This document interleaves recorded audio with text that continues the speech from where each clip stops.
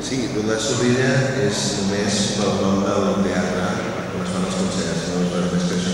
De fet, el festival l'organitza el teatre i el que fem nosaltres, que tenim una associació de músics, és ajudar al teatre a nivell d'assessorament musical, que és el que s'està duent sobretot a Catalunya, però també a nivell internacional, per tal d'oferir una programació de qualitat, bàsicament.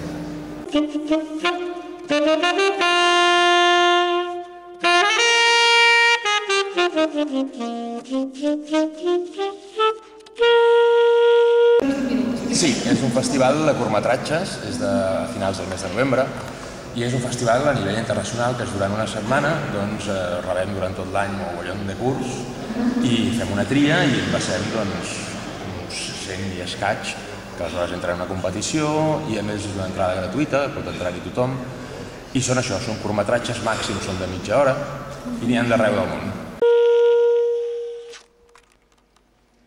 Però bé, el Blues de Ribes, tu has dit, és un festival molt singular, i això és veritat.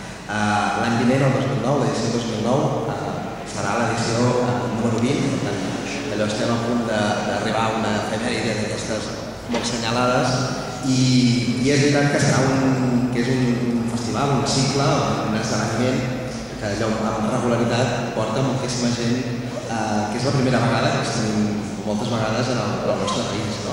I només intentem que siguin actuacions inèdites, és a dir, que mai hagin actuat i que actuïn a Escòcia, no? Moltes vegades.